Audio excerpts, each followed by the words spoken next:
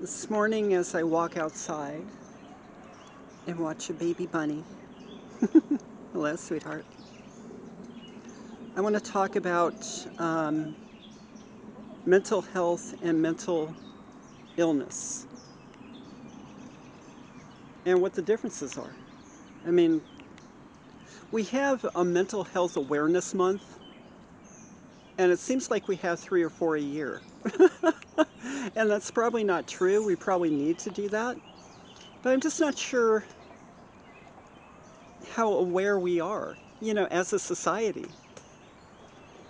There is more talk about mental health, and if you watch PBS, there's more talk about mental illness. But I don't think people really know the difference between these things. Wait a minute, we got something going on here. Oh, that's fun. But if you think of, I'm going to use the metaphor of a femur, your leg bone. I'm going to use your leg bone as a metaphor. And mental health, damage to mental health, let's say that, is like a bone bruise. And if you've ever had a bone bruise, it is painful and debilitating, but with care and treatment, it'll resolve itself and it will be like it never happened. With a bone bruise, once it goes away, there's no evidence there was anything there. And that's the way mental health is as well. If you get the proper treatment, you recover, and it's like nothing ever happened. Now, mental illness is something completely different. Mental illness is like a fracture. Mental illness is caused by trauma. And even with the best care, if that femur that is now broken were to receive the best care, there is still always going to be evidence that that break occurred. And the person who suffered that break will always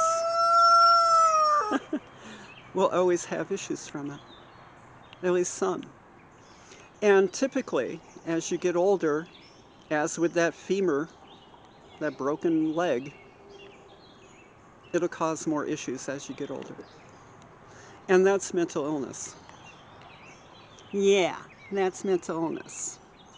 And what do you think about that, little bunny?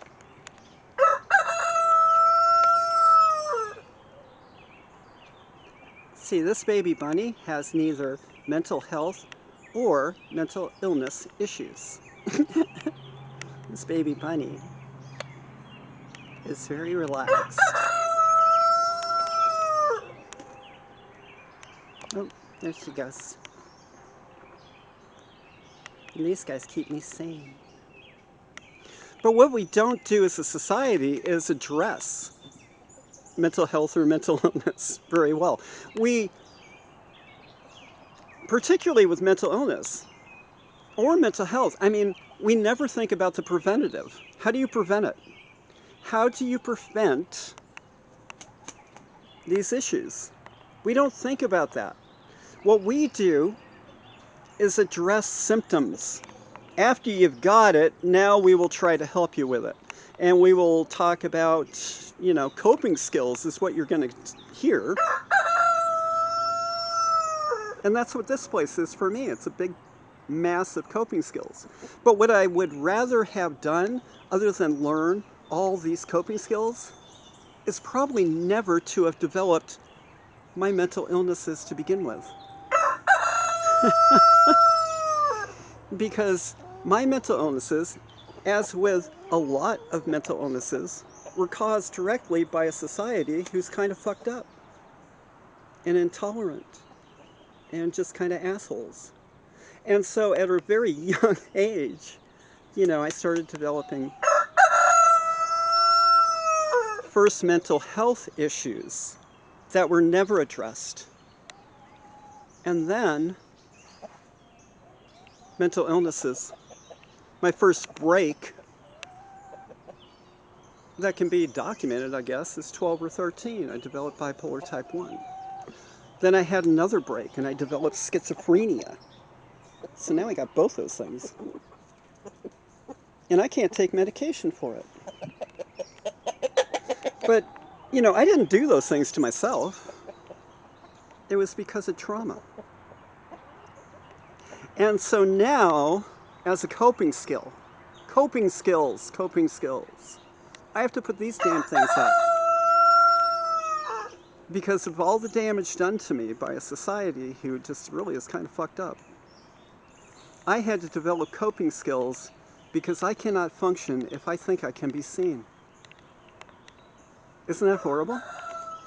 With all my talent, with all my knowledge, with all my creativity, I cannot be in your society. I have to seclude myself because I cannot function if I think I can be seen.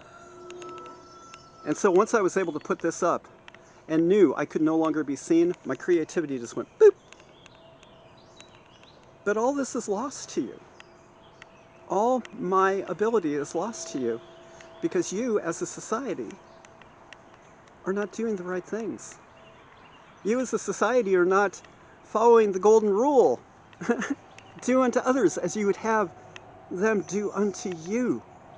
It's super, super simple. And the violence that we have going on out there, the majority of the violence that we have going on out there is simply because too many people are fucking with too many people. And so preventative psychology can be done by a society if you would embrace it. And all it requires, really, at this point in time, at this juncture, stop fucking with each other. Do unto others as you would have them do unto you. And I guarantee there is not a person out there who would say, what I want others to do to me is fuck with me. There is not one person out there that would say that. So we as a society, at this juncture particularly, need to do unto others as we would have them do unto us.